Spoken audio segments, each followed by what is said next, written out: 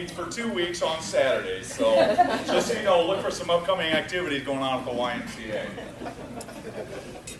We're here, as we talked about, to talk about the Blue Zone and how it came about and where we're at in this application process. Really, this plan was conceived and presented to Governor Branstad back in July, and then Governor Branstad made a very bold statement in August, and he said, we have an issue with the state of our health, and we are going to do something about it. And he gave our state a challenge that we're going to become the healthiest state in the union within 5 years. So with that, he had a couple initiatives that went on with that. There was the Start Somewhere Walk, and I believe we had the opportunity to talk to this group right before that happened in October. And Spirit Lake did exceptionally well. We had over 2,000 participants in the Start Somewhere Walk between the Bedell Family YMCA, the Spirit Lake schools, and Pure Fishing. So that really shows a lot of our commitment to what we can do. And then it went one step further. After we did that Just Start Somewhere Walk, as Sonia indicated, we had an opportunity to apply to become a Blue Zone community. So again, hopefully you've seen some ads and some media exposure on what we're attempting to do and really kind of why this is held.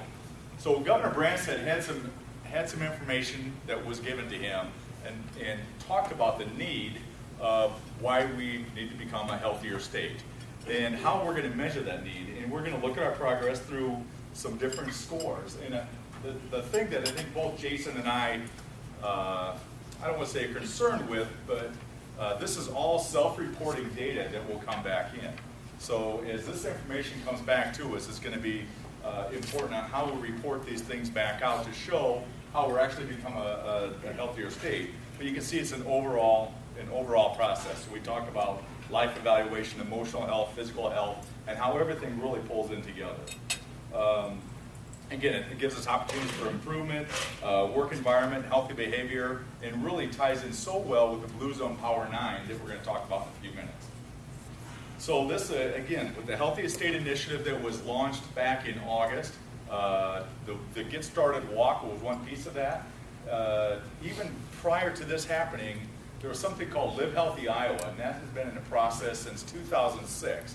So some of these initiatives have been around, and we're just trying to get our hands around all of this. And again, Dickinson County in the past has been a fairly somber applicant with the Live Healthy Iowa. The first year it was out, we had 29 participants. The next year, we got all the way up to 40.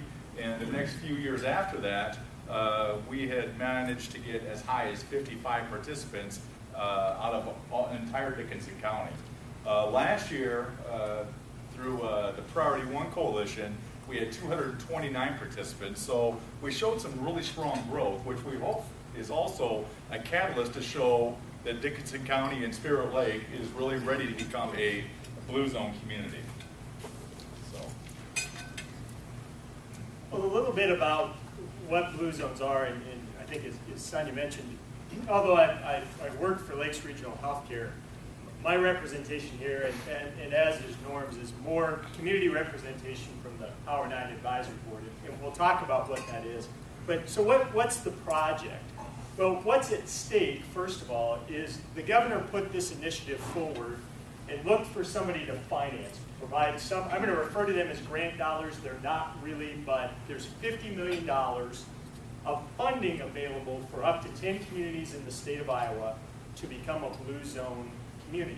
And I'll talk to you about what Blue Zone communities are. The way we're going to go about becoming a Blue Zone community is through the use of what you'll start to hear referred to as Power 9 principles. So there are 9 principles that the evaluators of this application are going to look at and say, what ability do you have better than other communities to adopt these Power 9 principles in the Iowa Great Lakes region?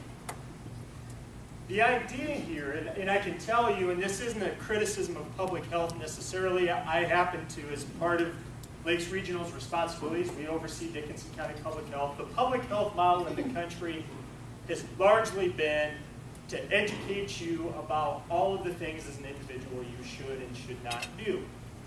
Well, here's proof of how unsuccessful that's been over time. You know, we have epidemic rates of obesity in the country, in the state, epidemic rates of diabetes, et cetera, et cetera. And you can look at the number of chronic conditions that are related to lifestyle. So the idea behind the Blue Zones project isn't that educate you and hope that you make big individual behavioral changes. That's never really worked. And so the idea is, how do we, within the hardwired environment of our environments, our home, our community, our place of employment, how do we change our environment such that making the healthy choice is the easy choice? And the Power 9 principles that I'm going to talk about in a minute are really about that. A couple of kind of interesting statistics. 20% of how long you'll live is dictated by your genes. So 20% of us have some predetermination for cancer, for heart disease, and a number of other chronic illnesses. So 80% of how long you're going to live is based on your environment and is based on your lifestyle choices.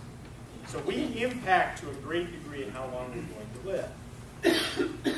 The analogy that, and I'm going to talk about Dan Buettner here real quick, but the analogy that the author of the book Blue Zones uses about this sort of incremental changes, and I think everybody's aware of the frog analogy. You know, if you're trying to boil a frog, if you throw a frog into a pot of boiling water, what happens? The frog jumps out. If you throw the frog into room temperature water and slowly boil the frog, what happens? So the frog ultimately dies because you've gradually changed his environment. Instead of making this dramatic change, you've done that gradually, and in the case of the frog ultimately dies, which isn't really the point of this, but the analogy is that we make incremental changes. So, if you're repeated, we apologize. Sorry. So what are Blue Zones? Well, I don't know if any of you have had the opportunity to read the book. I would highly encourage it. I'm not much of an academic book reader. There's some good statistics in the book, but this is really a narrative about Dan Buettner's world travels. Dan Buettner is a researcher and author that was commissioned by National Geographic to do a study, which ultimately led to this book, Blue Zones. And so National Geographic said, you know, we hear around the world that there are these locations that have a disproportionate amount of people that live to be 100. And we're curious whether those places really exist, and if they do, why? Why do people in those communities disproportionately live to be 100, more so than anywhere else? So over a 10-year period, Dan and a group of researchers went out and determined that there were 5 communities in the world, or 5 environments in the world, that had a disproportionate amount of centenarians, or people that had great longevity. Well, here are the 5 locations. You look at those locations, and just by looking at them geographically, you'll go, I don't see any relationship between any of the 5. So the book kind of goes through his experience in each of those 5 locations, kind of tells you from a researcher and a clinical perspective why those people have a tendency to live longer. But then he said, okay, well, I did that, I told the story, I interviewed all of these 100-year-old folks. Now what?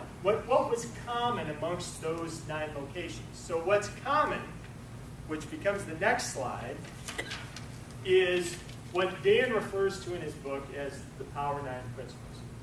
These 9 things in those 5 places seem to be common amongst all 5. So what were they? Well, the first one, and nobody will be surprised at this, the first one was move naturally. It wasn't exercise. Sorry, Norma, it wasn't go to the Y every day for an hour.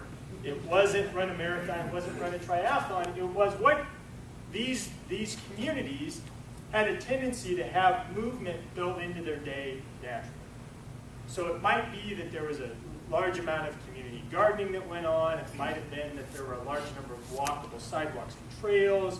It might have been that they had rituals throughout their day, that they walked to their neighbors. So again, not this idea that you're obligated to go out every day and exercise for an hour, but how within your environment do you build in natural movement? The next piece was the right outlook. So the right outlook, and I'll share a statistic, Purpose Now was one of them. in every one of those communities, people had a tendency to be able to wake up in the morning and identify what their purpose was.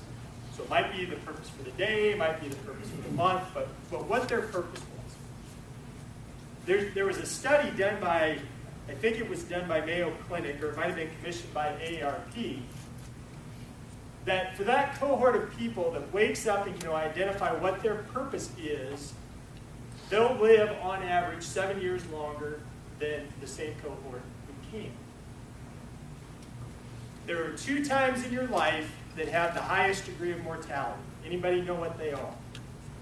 So the year that you have the greatest likelihood of dying. Get married.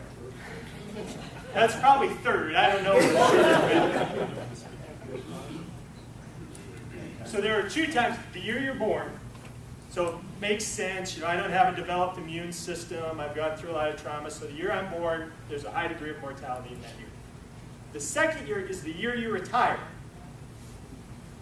And what they've attributed, and everybody knows a story about somebody who retired, 6 months later died, 3 months later died.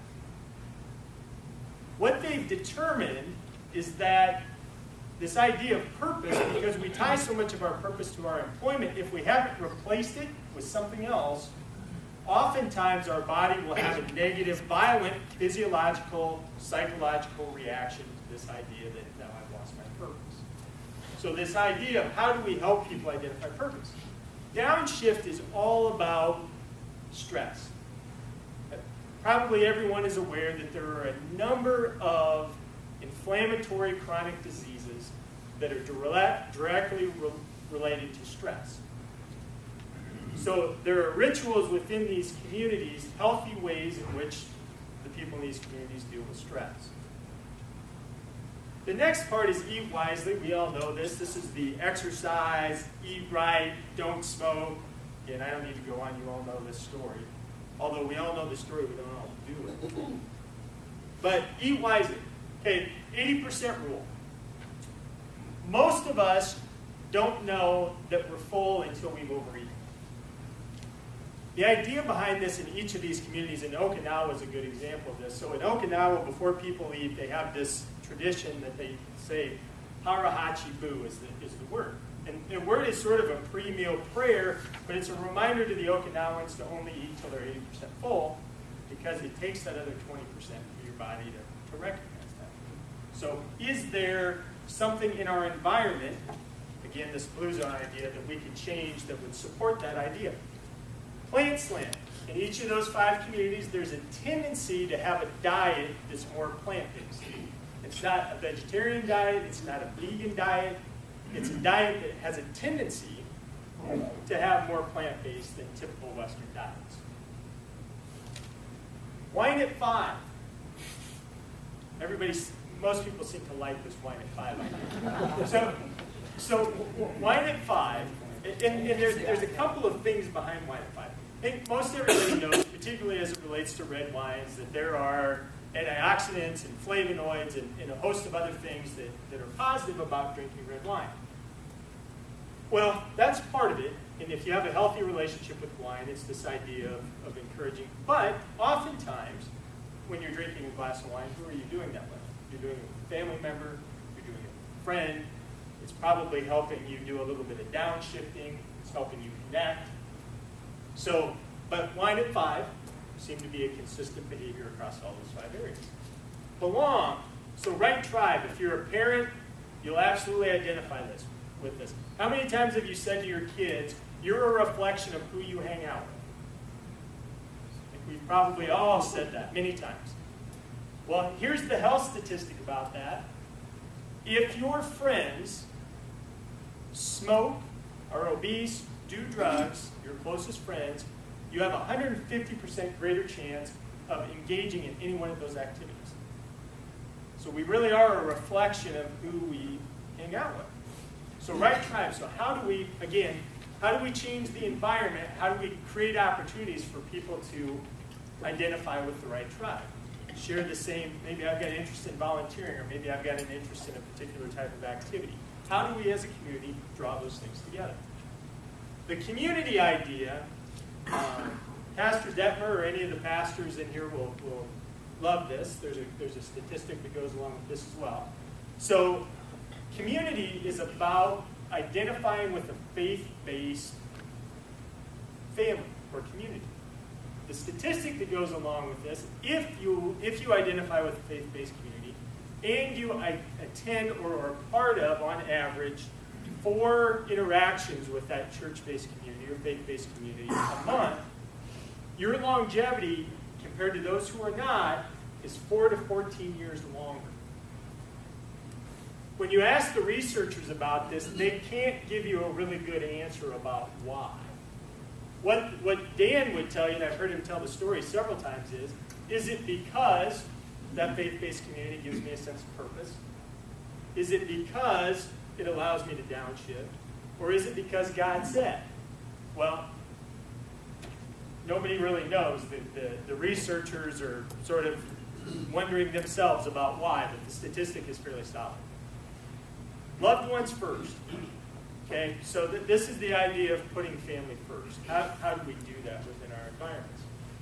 And so the idea behind the Blue Zones application and its applicability in the Iowa Great Lakes region is, how do we change the environments that we all live in? Might be our house, might be our place of employment, might be the community, might be the church, such that we unknowingly change people's behavior. Because again, if I tell you to change your behavior in a dramatic way, we've proven that doesn't work. So how can we make some minor changes? I'll give you one example and then I'll move on. There's one community, and Norm's going to talk about it, that they've actually done this in. And I'll use the restaurant example. If you're a restaurateur in the room, you're going to hear this at some point. They used a part of the grant dollars to meet with the restaurants about reprinting their menus. Didn't ask them to change the menu, they just said simply, would you reprint it? And when you reprint it, anybody want to guess what the first side order on most menus are? French fries. So if you would reprint it in a different order, putting some sort of vegetable or fruit alternative ahead of French fries, that's all we're asking. When they did it in the study, it decreased the sale of French fries by 30%, increased the sale of broccoli, vegetables, fruit by that alternative 30%. We didn't change the revenue model. We didn't change anything other than we made a slight environmental change. Another example, how many grocery store lines have you gone through with your kids that didn't have candy in them? Any? And this might change somebody's revenue model. But could we, could we work with the local grocery stores and say, could you have a Blue Zone aisle or a kid-friendly aisle that I know when I check out, I'm not going to subject my kids to all the candy in that aisle because there won't be any. So again, how hard was that? And we didn't ask you not to buy candy. We just didn't subject your kids to it in that particular aisle. So the idea behind this is, are there some principles, are there things we can do in the Iowa Great Lakes to do any of those Power 9? We think there are, and in fact there are some things we've already done. So if you haven't read the book, I would highly encourage you, by the way. I'm a Dan Buchner disciple now, so. And I think the great thing that, Jason talks through the Power 9, that really, how do you argue with any of those? I mean, they're not stand up and fight over these. So I mean, these are just lifestyles that really are how probably all of us feel we should be making those choices or living our lives. So, all right, what will our community get out of this? Well, we understand that those dollars are going to come to us in a number of different ways, but those dollars are going to primarily help with some education pieces. They're going to bring in some national experts that will come in and do a few things with their community. They'll assess our community. They'll identify some of those small environmental changes along with our task force that we think we can make some differences. They're going to make those recommendations. Again, it's not going to be a mandate from this group coming in, but we're going to make some recommendations and look at these, and as a community identify which areas are we able to make those changes through. And then we'll kind of put together a strategic plan, a blueprint, a roadmap on how we're going to become a bluer and healthier community. So what role does our community play? All right, there's a community advisory board, as Sonia talked about. There are 9 people, we call Power 9, that are on this advisory board. Along with that, we have identified 13 or 14 different committees that we have 2 co-chairs for each committee. And these things range from, again, Know Your Purpose to a gardening club to a number of these different committees out there. We have our local experts and people locally passionate about some of these things to help give some leadership in our community. So now all of a sudden, look at that, now we've got 40 people just from our community alone that have got some verge of a leadership impact on that. Then we have some meeting facilities. Again, part of this grant, we have had to commit office space and phone and network and copiers and those type of things, and we've dedicated that to happen here. And really, we need to show a motivation and a readiness, and that's where this pledging right now shows. Currently, Spirit Lake is in 7th place with a little over 25%, close to 26% of our community has vowed to be a healthier citizen. The community in the first place is at 37%. So you can see there's a little disparity in there. If we could just reach that 30% rank, that would put us back in the top 5. And we've been in the top 5 for about the past 3 months. We've just slipped over the last month there. So we're rallying hard to see, to show that we're ready to move. And I think this is important for this task force as they're pushing, or as they're reading all of the applications coming through, that if a community is not, if they can't just bring 20% of the community on paper to say we're going to do this, how are they going to rally when we come to do this? So we feel this is a really strong marketing point for us. One important point that Norm and I should have probably started out making, in both of our cases, we have organizations that represent the county and beyond the county, and you hear us talking a lot about Spirit Lake. One important caveat to this, and because I've had some people ask about it, when this originally was, this process came out of this application process, the grant writers, or at least the reviewers, were very specific about the fact that this could only be done, application could only be made on a community by community basis as proven by zip code. So, and we fought the state on this considerably, and we fought Healthways, the contractor, on it. We said, you know, you just don't understand the Iowa Great Lakes. You know, we're a larger community, although we've got multiple zip codes within the community, and we've got lots of examples of things that bleed over, you know, irrespective of zip code, and a lot of things that impact health. And we think we can submit a really great collaborative regional application. They said, good luck, we'll throw it out. So, and they were about that direct. So, you know, running into that as an issue, so we, at that point, decided to do it as a Spirit Lake application. And when you see the Power 9 Advisory Board, they're all Spirit Lake folks. Now, having said that, our intention, if we were awarded those dollars, and even if we're not, we believe, and there are people on the advisory board believe, that this is something important enough that we should just do it anyway. So if we get the dollars or we don't, our intention going forward is for it to be an Iowa Great Lakes initiative. So I want to be very specific about that, because I don't want people to say, oh, that's another Spirit Lake thing, or it's, you know, everyone knows how that goes. So anyway. So yeah, no, and you're 100% right. And we've worked hard to build those bridges, and it's really a function of the application process of how this grant has been applied. But I think we have people in the wings already from our Great Lakes community to jump on board and really make this Dickinson County wide. And quite honestly, our intent is almost to make this the corridor wide. Thank you, corridor wide. And again, we feel we can do that. But as with any project, you need to start a little bit small and then expand from there. Do some things really well and kind of grow it from there. So again, you can see this is our advisory board, a lot of strong leadership on that, and we'll keep moving forward from there. So again, what is in it for you? What is in it for Iowa, for the employers? And these are the things that, for me, like, gosh, what's in it for me? Well, it's a healthier, happier, longer lifestyle. That's really all I have to say. But it just doesn't work that way, as we know. So there's $50 million in it also.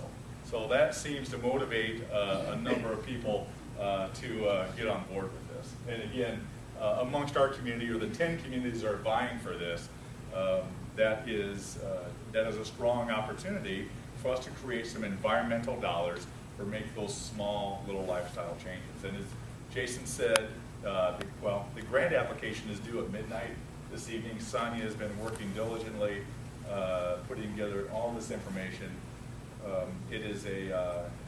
We're excited about this. It makes sense for our community. It's the right thing to do.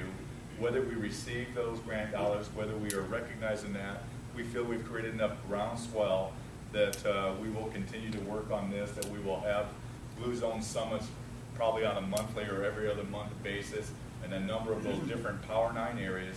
We just feel this is a good thing for the Iowa Great Lakes to keep all of us healthier, happier, and live a little longer. So, Albert Lea, Minnesota, about 90 miles down the road. They were identified, had the opportunity to apply to become a Blue Zone community back in 2005. They went through some of these same processes, and as Jason talked about, it's small environmental changes. They talk about sidewalks to schools, some walkability, bikeability, restaurant menu changes. They talk about bringing their faith groups together, maybe even outside of the churches, and how we phrased what community looks like and brought different communities together in all of those areas. So there are a number of strong statistics and strong maps already to show how to make this successful. And Albert Lea has had some great, as you can see through the slide, it's some really good follow through on this. I mean, if you're adding 3 years to your life just by making simple little changes, by the volunteer hours that have come through that, and I think of just how the city feels about itself and presents itself now is probably what you're going to hear the community members say more than anything else. The sense of pride, they're a Blue Zone community, has really overtaken that community. Yeah, I think there's, and again, we talked about kind of those small things in your environment. Just a couple of other sort of simple examples. If I don't know about all of you in your house, so thinking about your house as your environment, one idea is, do you for one night a week hide the remote control so you actually have to get up and change the channel? That would be heresy for my house. But again, a small example. Again, this is not going out and running a marathon. The size of, how many of you at your house do buffet style meals? So probably most Midwesterners, you put all the food in the middle of the table and you eat from there. Well, if you pre-plate the food just before you bring it to the table, you'll on average eat 15% less by pre-plating the food as opposed to leaving it out at the table. Small example, environmental change. How many of you have 20-inch plates? I mean, I think our dinner plates are like 2 feet across. Well, what's wrong with the old 10-inch dinner plate? Same thing, it might be a visual perception thing, but it'll cause us to eat less, again, because we were taught to clean our plate, and if we started out with less on our plate to begin with because the plate's smaller. Again, are those big deals? They're really not. So how do we make those incremental small changes in our environments? And that's really what this is about, and that's what, and that's really what Albert Lea did. And the governor really saw this, not, at least in my mind, it wasn't so much about the whole healthy state thing. It was an economic development thing. It was, if we could show that we're the healthiest state in the nation, well, if I'm a business looking to relocate, sounds like a good deal. Less insurance claims, less work comp claims, less. So, for the governor, I think it was twofold, but it was largely economic development. So again, the thing, employers, they talk about reduced absenteeism, a stronger workforce, a healthier workforce. Those are great things. And I think the precursor that can hit all of us is right now, our children's lifespan is, for the first time ever, on the decline to compare to where our lifespan is. And I think when you start looking at that, that was the big aha moment. Says, hey, you've got to do something here. You know, this has never happened before, and we're leaving a legacy of shortening our children's lives. We've got to make some changes and look at different lifestyles. So that's why we're committed to doing this. Again, Sonia talked a little bit of the application process, or just the Get Started Walk Somewhere. And this all came into place. We feel very good about what the community supported through there. We did a statement of interest, and out of 900 communities, 86 were given the submitted a statement of interest. Out of those 86, 58 then went to the next step and were asked to go ahead and apply to become a Blue Zone community. January 4th at midnight, I believe, is the deadline for this grant, and so on behalf of the Spirit Lake Blue Zone, our advisory board is putting together a grant application that will be submitted, and we feel we have a strong case for that. Then it's a little bit of a hurry up and wait game. In February, we will be hopefully contacted from a task force or advisory force that will come into the community and actually do some interviews. We'll look at the community, we'll do some assessments, compare to where that grant application is at, and then we'll give back the information to the overall selection committee that's going through that process. And then we will be notified, hopefully, somewhere in early part of May is what we're anticipating. So that's where we're at today. So we'd be happy now to entertain any questions that you may have. We also do have some Blue Zone forms. So if you have not committed, and again, I think this is the part that we need to keep talking about. This is a non-monetary pledge. When we ask you to pledge, what we're asking you to do is, boy, if you can make a commitment to do something out of those Power 9 to be healthier, that's what we're asking you to do. So it's a non-monetary pledge, but if you have not signed up before, we still have the chance to register those in. We certainly would like that support. Yes, ma'am. Quick question. If we sign up for the initial walk with the Y or the or whatever, do we need to re-pledge? We do. Okay. Because I thought I was already signed up. So even though I'm getting emails and when I'm ready, I probably should still pledge you down. Just to be safe. Okay. If we went online, you don't have to do this, right? If we pledged online? Then yes, sir, you're okay to do it. We need Kim. Oh, yes, sir. Peter. Yeah, you mentioned that Iowa wants to be the healthiest state. What is the healthiest state now? You know? Oh. It's Hawaii, isn't it? I think it is through this. Yeah, it's on the first slide or second slide.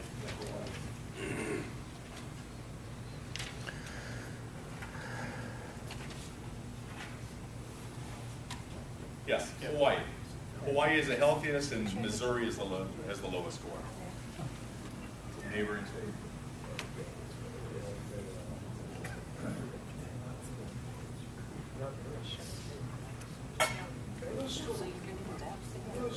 What are the numbers? Percentage? Yeah, right. So those are all self-reported. So this is the survey tool is called Gallup Wellbeing Index. And so those are basically determined by phone interviews with people. So they're self-reported, and that's basically like for life evaluation, the questions associated with life evaluation. That was Iowa's total score of a possible 100 questions per 100 points. Sorry. Or like, you're happy with your life, that kind of question? Well, that would be one of the questions. Yeah. It talks about eating habits, exercise habits, a number of, it's a fairly lengthy questionnaire that they'll go through. Yes, sir. Who selects these communities? What body does that find winners? There's a contractor, Dan Bugner, the guy that wrote the book. He actually started a company after he wrote the book called Healthways. And so it's Dan's company, I think, coupled with Wellmark Blue Cross Blue Shield, I'm assuming. If I put up $50 million, I'd probably want some say. So I think, but it should primarily be Healthways. And that's a company that's actually out of Minneapolis, Minnesota. Yes, sir. As a local expert on old age, Longevity is very often determined by a careful selection of your ancestors. That probably should be added to the chart.